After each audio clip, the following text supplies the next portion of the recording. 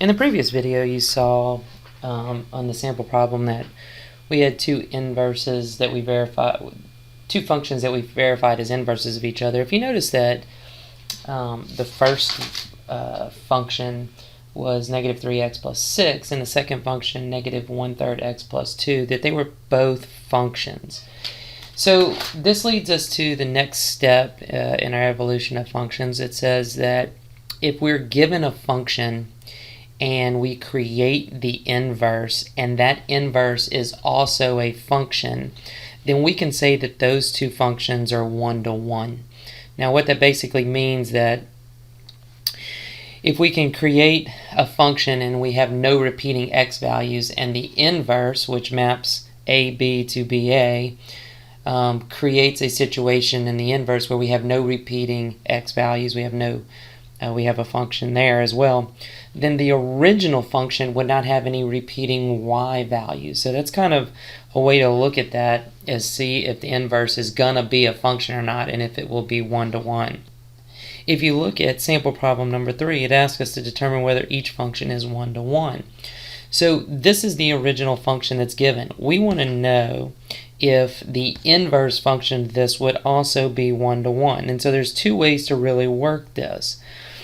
The first way is to go ahead and map AB to BA. So we could actually rewrite all of these particular values for the inverse. So this is the original function, and of course we should verify that. So look at all the x values. There's no repeating x values, so that we know that that's the function.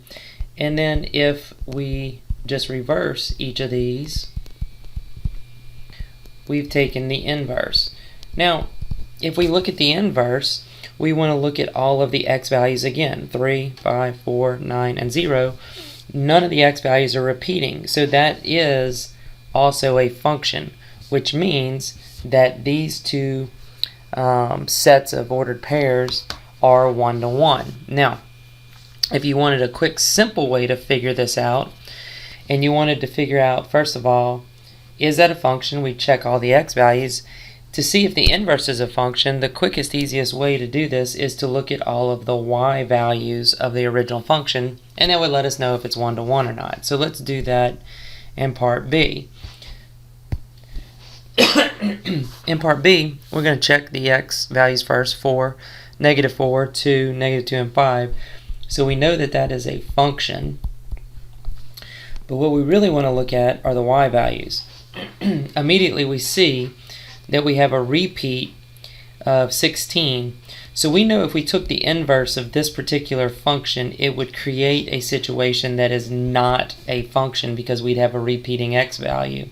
So we can say that this function is not one-to-one. Okay, so those are two good examples of determining whether it's a one-to-one or not. Now, we said that if we looked at the original function, we would be looking for repeating y values, and that would transcend into the inverse. Well, we can simply do that visually with what we call a horizontal line test. If you recall, we used to use a vertical line test to determine if something was a function or not. Well, if we were to take the function, let's say, of the absolute value, what we would get is we would get kind of this sideways V. And of course, the vertical line test would show us that that is not a function.